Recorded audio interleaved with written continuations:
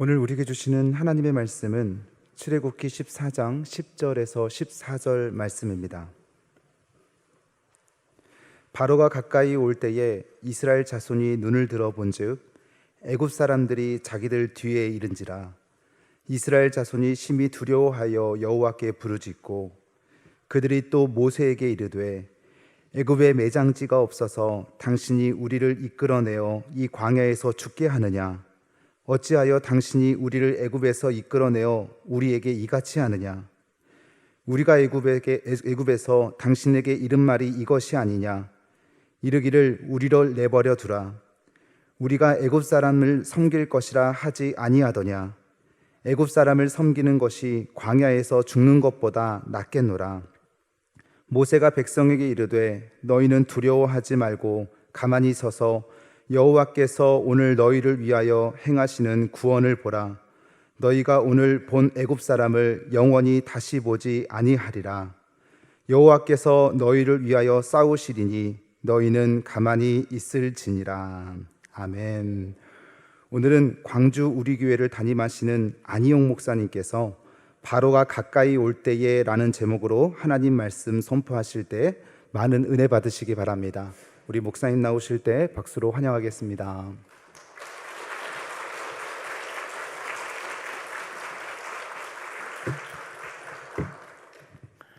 이 교회는 다 키가 크신 분들이 많아서 제가 낮추겠습니다. 저에게는 아들 하나하고 딸이 있습니다. 이들을 가리켜서 목사 자녀들을 영어로 PK라고 합니다. 축구에서 말하는 페널티킥이 아니고 패스터 키즈라고 하는 말이에요. 이 패스터 키즈 목사 아들과 딸들은 부담이 있습니다.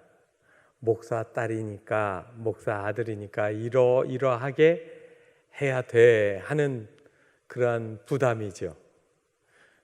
그리고 기대치가 있기 때문에 본인들도 보이지 않게 이게 스트레스가 있습니다. 제 딸이 코이카로 라오스에서 사역을 하다가 한국에 와서 직장을 잡았는데 일터가 여주로 됐습니다. 그래서 저에게 질문했습니다. 아빠 어느 교회 나가야 돼요? 그래서 여주 가면 이성관 목사님이라는 분이 계시고 아주 좋은 교회가 여주 성결교회인데 거기를 나가. 제가 그랬어요.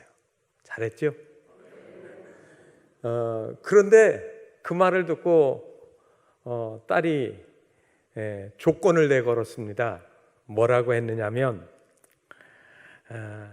절대로 그 교회를 나가긴 나갈 텐데 아빠가 목사라고 하는 거를 그 교회 교인들이 모르게 해야 된다는 겁니다. 절대로 이성관 목사님한테도 자기 얘기를 하지 말고 조용히 교회 다니게 드러나지 않게 해달라고 그랬습니다. 그래서 제가 그 약속을 지키느냐고 입을 꼭 다물고 가만히 있었어요. 그런데 얼마 안 돼서 이제 여주교회를 다니다가 어쩌다가 광주에 제가 있는 곳에 오면 교회 이야기를 해요. 그러면서 교회가 좋다라는 이야기를 여러 가지로 자꾸 풀어서 이야기합니다. 교회가 따뜻하고 그리고 목사님 말씀도 좋고 뭐 이런 얘기를 하더라고요. 그래서 셈이 났어요. 그래서 제가 질문했습니다. 이성관 목사님이 설교 잘하니 아빠가 잘하니? 그랬더니 한참 머리를 굴리더니 솔직하게 얘기하는데 이성관 목사님이 잘한대요. 세상에. 그 다음에 이제 교회에 대해서 아주 따뜻하고 좋은 교회라는 이야기를 합니다.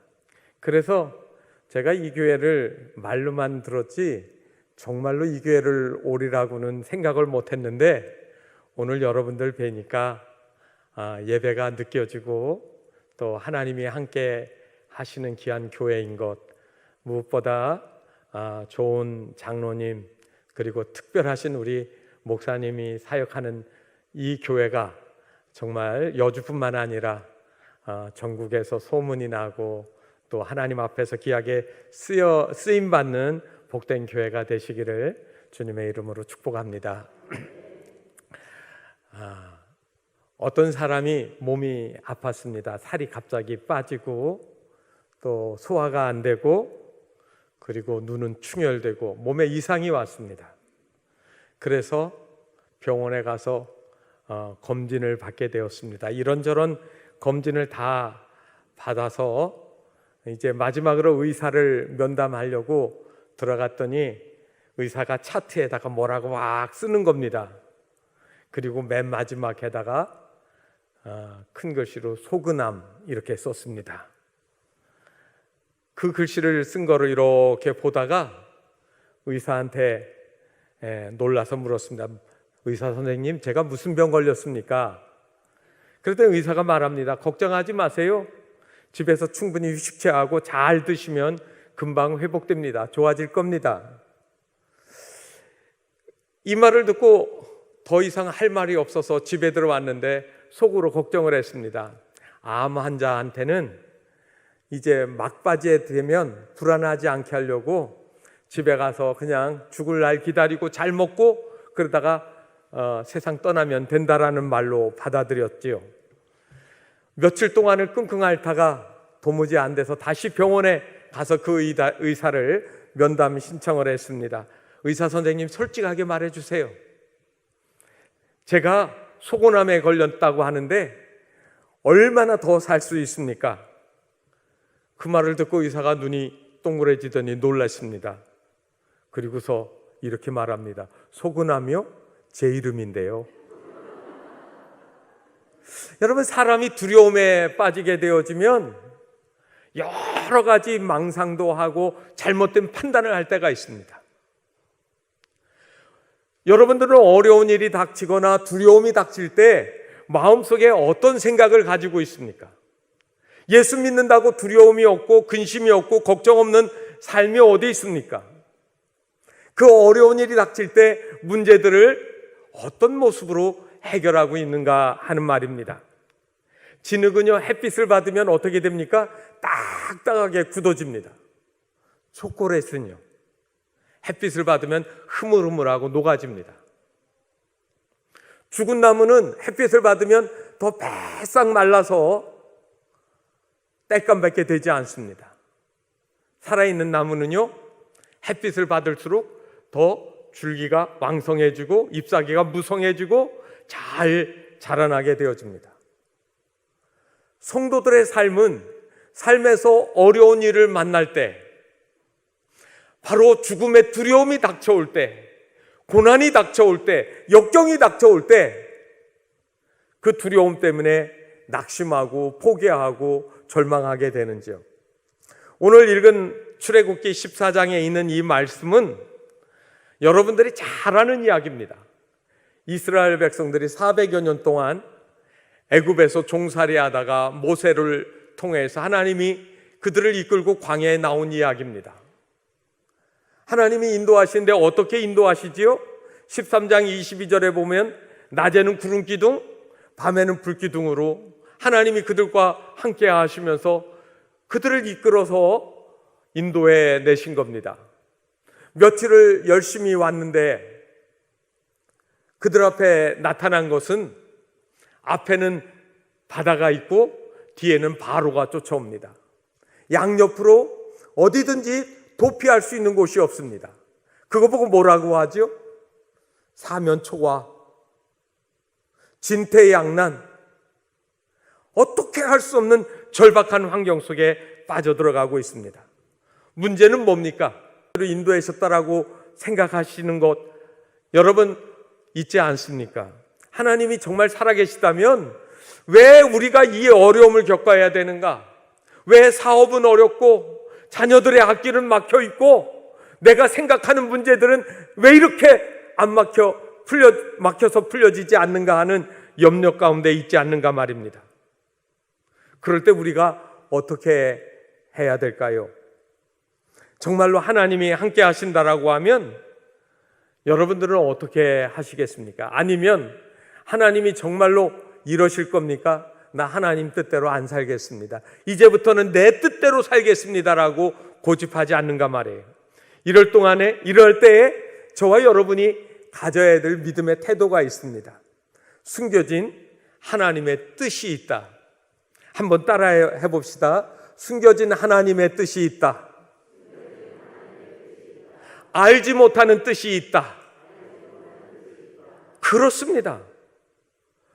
저와 여러분의 생각으로는 다 이해할 수 없는, 당장 눈앞에 보이는 일들이 선명하게 보이지 않는 어려움들이 우리에게 있을 수가 있습니다. 오늘 성경은 바로 그러한 문제들에 닥쳤을 때 우리가 어떠한 모습으로 살아가야 되는지를 성경을 통해서 우리에게 제시해 주고 있다는 말입니다. 오늘 10절 말씀의 시작을 이렇게 이야기합니다. 바로가 가까이 올 때, 한마디로 바로가 오는 모습은요, 신이 나서 지금 달려오는 모습입니다. 바로가 이스라엘을 즐거운 마음으로 보냈습니까?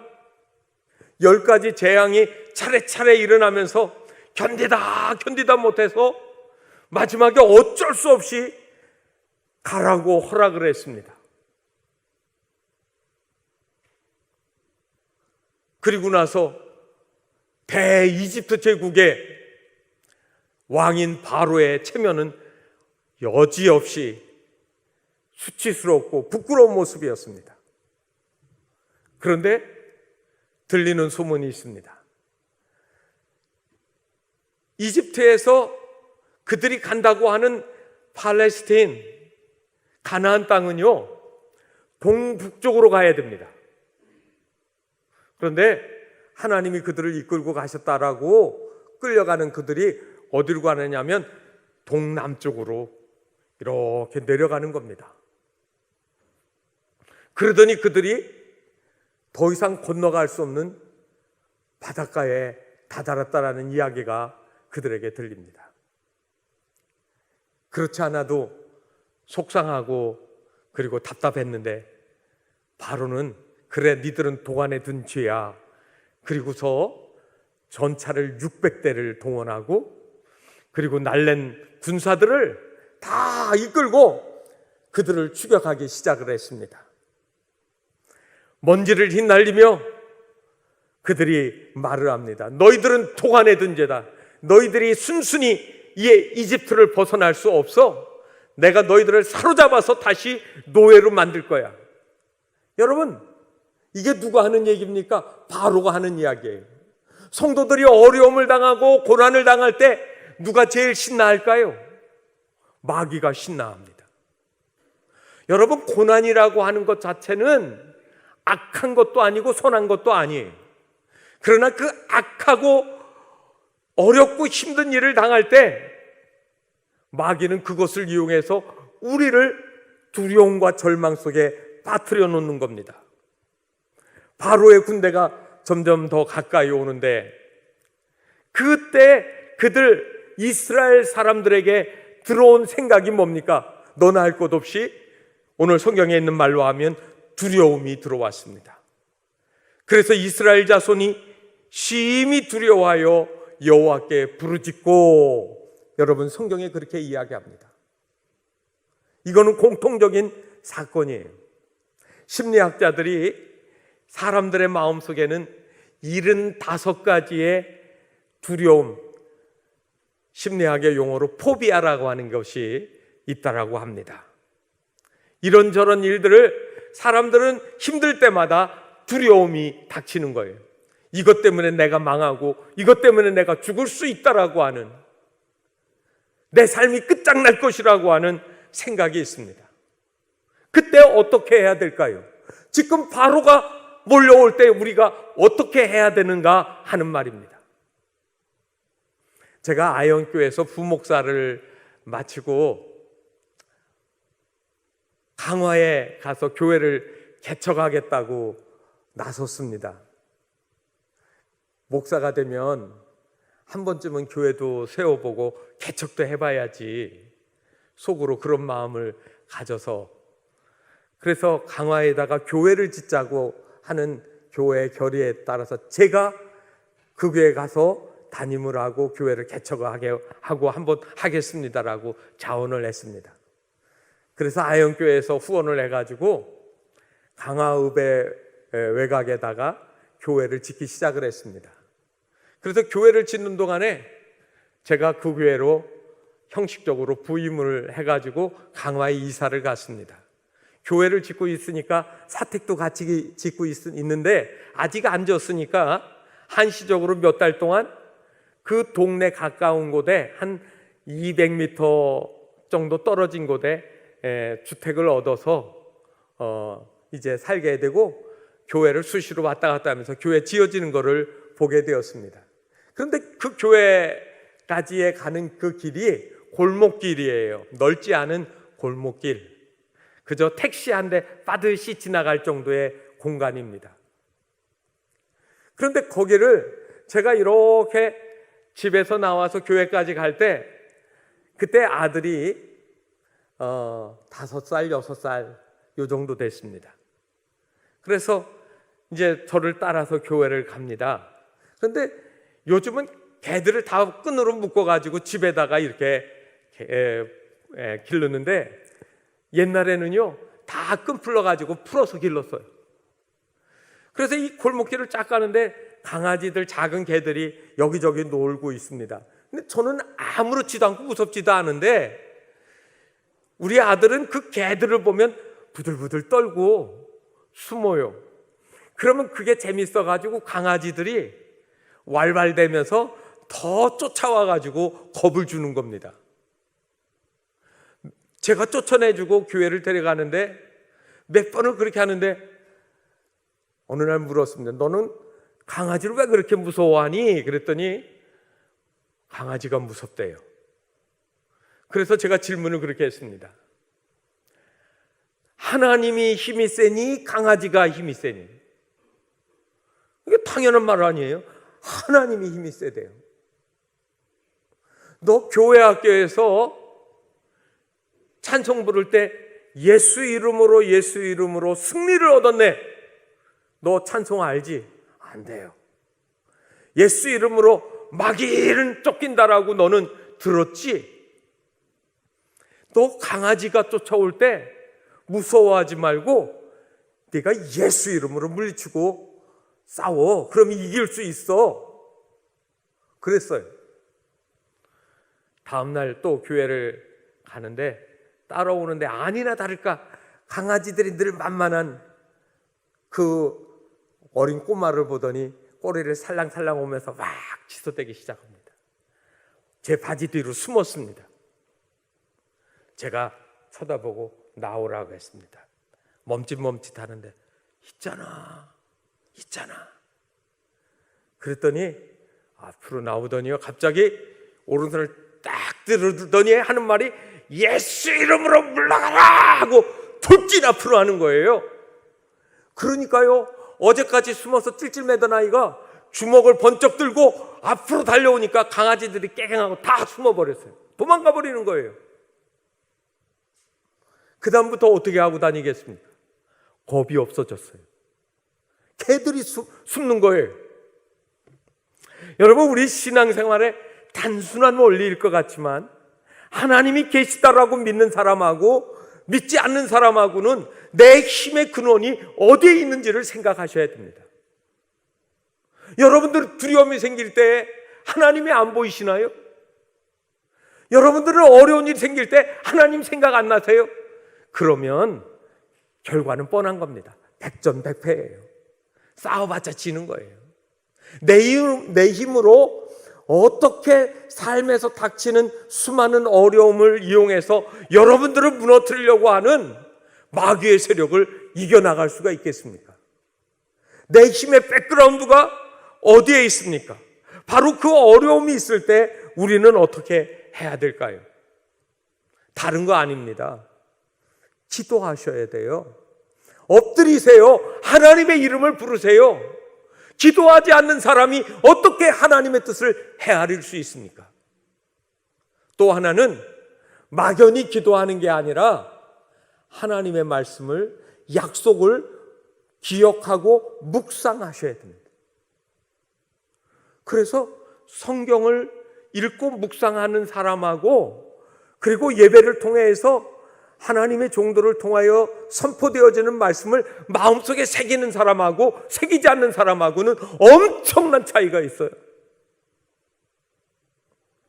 그래서 하나님의 말씀은 듣는 말씀이 있고요, 읽는 말씀이 있고요, 지켜 행하는 말씀이 있다고 요한계시록에서 이야기하고 있습니다. 여러분들의 매일 생활 속에서 하나님의 말씀이 내 삶에서 들려지고 새겨지고 그리고 그걸 지켜나가는 은혜의 삶이 되어야 되는 거 아니겠습니까?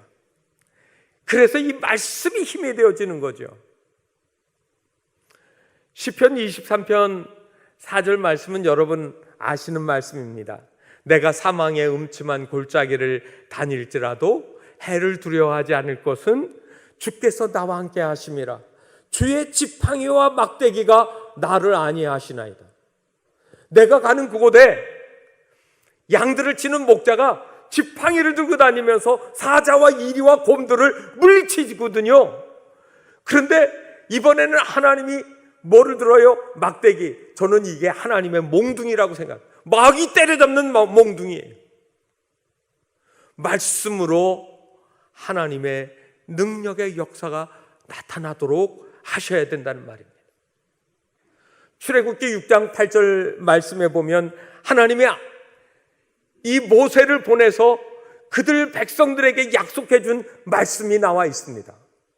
내가 아브라함과 이삭과 야곱에게 주기로 맹세한 땅으로 너희를 인도하고 그 땅을 너희에게 주어 기업으로 삼게 하리라. 하나님의 약속이거든요.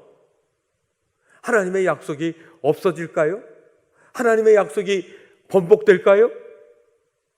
내가 생각할 때는 안 보이는 것 같고 안 들리는 것 같고 이루어질 것 같지 않지만 하나님의 계획과 하나님의 뜻은 반드시 이루어지고 성취되어지는 겁니다. 여러분들은 누구의 자녀입니까? 주의 자녀 아니에요? 주의 자녀는 누가 돌보십니까? 누가 붙잡아 주십니까? 내가 하나님의 자녀인 것과 하나님의 사랑받는 백성인 것을 안다고 하면 하나님 절대로 여러분들 버리지 않습니다. 하나님이 바로의 군대를 몰려오게 한 것에는 하나님의 숨겨진 뜻이 있습니다. 왜 그랬을까요? 우리들 앞에는 홍해가 절망의 바다 같고 죽음의 바다 같아요. 그거는 내 눈이에요. 사람에게는 보는 게 두 가지가 있습니다. 하나는 육신의 시력이에요. 그런데 또 하나는 마음의 눈, 영혼의 눈, 심령의 눈이 있어요. 대부분의 사람들은 육신의 눈, 보이는 대로 환경에 따라 살아갑니다. 그러나 성도들은 다만 눈으로 보이는 것으로 사는 게 아니라 하늘 소망을 가지고 우리의 장차의 모든 일들이 주 안에서 이루어질 것을 믿고 살아간다는 말이에요. 사람들은 이 세상이 다 끝나면 모든 게 끝난다라고 생각합니다. 그래서 세상 사람들은 일생이라고 그래요. 일생. 단 한 번뿐인 생애. 그런데 예수 믿는 사람들은 삼생이라고 그래요. 삼생. 엄마 복중에 있을 때 태생이 있어요. 태중의 생. 여러분 그거는 내 거가 아니에요. 혹시 여자분들 또 어떤 가정에서 가족계획 한다고 해가지고 잉태된 아기를 쥐어버린다? 하나님 앞에 죄 짓는 일이에요. 그건 내 거가 아니에요. 생명이 시작될 때부터 하나님의 것이니까. 그 다음에 우리가 태어나서부터 죽을 때까지 그게 또 일생이라고 하는 그게 있어요. 그 다음에 뭐가 있습니까? 영생이 있죠. 그래서 태생이 있고 일생이 있고 영생이 있어요. 그거는 어떻게 알아요? 영적인 눈으로 보아서 아는 겁니다. 우리가 환경에서 당하는 어려움은 잠깐의 일들이에요. 앞에 홍해가 있고 뒤에는 바로의 군대가 오는 이 절박한 상황이지만 이게 끝이 아니라는 거죠. 숨겨진 하나님의 뜻이 있어요. 알지 못하는 우리가 느끼지 못하는 것이지만 하나님에게는 숨은 생각이지. 그게 뭡니까? 여러분 잘 아십니다. 홍해가 바다지만 바다 속에 길이 있다. 바다에 길이 있어요. 밤새 동풍이 불어오면서 홍해가 갈라지더니 마른 땅이 고속도로처럼 하이웨이처럼 쫙 열려나가는 거예요. 누구만 알 수 있습니까? 하나님만. 여러분 인생에 홍해가 앞에 있다 할지라도 하나님이 풀어주시는 거예요. 그거를 믿고 하나님을 의지해야 됩니다. 어렵다고 해서 우리가 광야에서 매장지가 없어서 여기서 죽느냐, 우리가 다시 돌아가서 바로를 섬기겠노라, 어리석은 말 하지 마세요. 바다에 길이 있습니다. 또 하나, 그 길은 누구를 위한 길이에요? 이스라엘을 위한 길이에요. 이스라엘은 누구를 상징하는 겁니까? 영적 이스라엘은 하나님을 믿는 하나님의 자녀들, 바로 여러분과 저를 위한 하나님의 예배하십니다. 그 길을 누구도 따라와요? 바로와 그의 군대들이 따라오는데 두려움을 가져다 준 그거를 하나님의 계획이 있어요. 그들을 몰살시키는 거예요. 이스라엘에게는 구원의 길인데 하나님이 택하지 않은 저들에게는 그 홍해를 따라 들어왔다가 다시 물이 합류하면서 그들을 죽게 하는 거예요. 이게 숨은 하나님의 뜻입니다. 이게 하나님의 계획이에요. 우리가 다만 그것을 보지 못하고 알지 못하기 때문에 우리가 엉뚱한 일을 하는 겁니다. 구약 성경에 보면 에스더서가 있습니다. 에스더서를 읽어보면은요, 하나님이라는 말이 한마디도 안 나와요. 그런데도 에스더서가 구약 성경에 딱 자리를 잡고 있는 이유가 있습니다. 하나님의 놀라운 역사가 포로로 끌려간 저 바벨론 땅 페르시아에서 그 일들이 이루어지거든요. 아하수에로가 왕일 때 아말렉의 후손이었던 하만이 히브리인들을 다 멸절시키려고 계획을 세워서 조서를 내렸습니다. 왕의 허락을 받고. 그리고 모르드게를 죽이려고 높은 장대를 세워서 죽여서 거기에다가 매달으려고 생각을 했습니다. 그리고 자기는 왕의 총애를 받고 황금 수레를 타고 그 도성을 이렇게 다니면서 영화를 누리려고 생각을 했습니다. 여러분 잘 아시죠? 유대인들이 죽었습니까? 아니면 이 하만과 그의 일족이 죽었습니까? 장대를 높이 세웠는데 모르드게가 죽었습니까? 하만이 죽었습니까? 황금 수레에 하만이 탔습니까? 모르드게가 탔습니까? 사람의 계획이 이루어지는 게 아니라 위기 가운데 있는 것 같지만 하나님의 뜻이 쓰는 거예요. 저와 여러분이 살아가면서 이 시간 이런 마음을 가져야 됩니다. 내 뜻대로 살 것인가? 하나님 뜻대로 살 것인가? 내 생각대로 움직일 것인가? 하나님의 생각대로 따라갈 것인지. 많은 사람들이 이 세상의 길들을 따라갑니다. 눈에 보이는 대로, 생각나는 대로. 그 길은 망하는 길이에요. 성도들의 삶은 하나님의 말씀을 붙잡고 살아가는 겁니다. 오늘 본문 10절에 보게 되면 11절과 12절은 이스라엘 자손이 한 말입니다. 애국 군대가 두려웠다. 그런데 기도하는 사람, 하나님의 약속을 믿는 이 모세는 뭐라고 얘기합니까? 두려워하라고 하지 않고 두려워하지 말아라고 얘기하는 거예요. 무슨 배짱일까요? 하나님은 실수가 없으신 분입니다. 사람은 수가 얕아요. 눈에 보이는 것이 전부예요. 생각나는 것이 전부예요. 여러분 시편 139편에 보게 되어지면 17절 18절에 이런 말씀이 나옵니다. 하나님이여 주의 생각이 내게 어찌 그리 보배로우신지요. 그 수가 어찌 그리 많은지요. 수. 여러분 바둑을 두면 고수하고 하수가 있어요. 하수는 당장 눈앞에 보이는 것만 잡아먹으려고 달려들어요. 그런데 고수는 잡히는 것 같은데 나중에 전부를 잡아버리잖아요. 139편 18절에는 내가 세려고 할지라도 그 수가 모래보다 많도소이다. 내가 깰 때에도 여전히 주와 함께 있나이다. 여러분, 내가 세려고 할지라도 그 수가 모래보다 많도소이다 그랬거든요. 바닷가 가서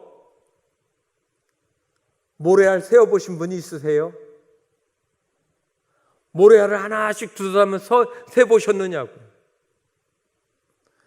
그래서 NIV 성경, 영어 성경을 보니까 그 수가 모래보다 많도소이다라고 하는 이 말을 뭐라고 했느냐면 셀 수 없다라는 말로 영어로 말해요. 아웃넘버라고 했어요. 아웃넘버. 숫자를 넘어섰다. 여러분, 우리나라가 사용하는 화폐 단위가 높기 때문에 어디까지 쓰느냐면 주로 많이 쓰는 게 조 단위까지 써요. 조 단위 넘어서면 뭐가 있어요? 경이 있어요. 경. 그 외에는요 자양, 구, 간, 정 이렇게 쭉 나가는데 이거는 상징적인 숫자예요. 이거는 사용하지 않는 거예요. 우리나라는 아직 이 경을 넘어가지 않아요. 그런데 구, 간, 정으로 이렇게 넘어가는 그 바깥이 있다니까. 이건 어마어마해서 셀 수가 없어요. 그게 아웃넘버라니까요. 하나님을 내 생각과 같지 않다고 해서 믿지 않고 불순종하는 사람들이 어리석은 사람이죠. 하나님의 수는 우리와 다릅니다. 그러므로 성도의 삶은 하나님 중심으로 돌아가는 겁니다. 제가 어렸을 때 팽이 놀이를 많이 했습니다. 팽이가 회전력이 있으면 중심이 잡힙니다. 그런데 회전력이 떨어지면 비틀비틀하다가 쓰러져요. 그래서 쓰러지려고 하면 어떻게 해요? 그 채찍으로 팽이를 탁탁 치면 더 힘차게 돌아가면서 쓰러지지 않아요. 성도들의 삶이 편안하고 좋게만 나가면 행복해지고 모든 문제가 잘 풀어진다고 생각하시죠? 그때가 망하는 때예요. 너무 잘 나간다고, 어려움이 없다고, 문제가 없다고 즐거워하지 마시라는 거예요. 때로는 고난이 일어나고 어려움이 일어나면 그때 하나님 앞에 나와서 기도하면은요 영적인 회복력이 생기는 겁니다. 하나님의 고난도 그래서 주시는 거예요. 고난이 없는 것들을 기뻐하지 마시라고요. 두려움이 안 생기는 것이 복이 아니라 두려움 때문에 하나님을 더 의지하게 되었더라. 하나님을 더 사랑하게 되었더라.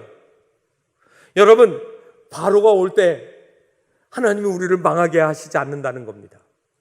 저와 여러분이 하나님의 숨겨진 뜻을 이제 아시게 되는 겁니다. 그때 더 하나님을 신뢰하고 사랑하게 되는 줄 믿습니다. 여주성결교회 모든 사랑하는 교우들이, 그리고 이 땅에 있는 모든 교회 성도들이 역경을 기회 삼아서 더 하나님께로 가까이 나가고 믿음으로 든든히 세워지는 믿음의 역사가 날마다 더하시기를 주님의 이름으로 축원합니다.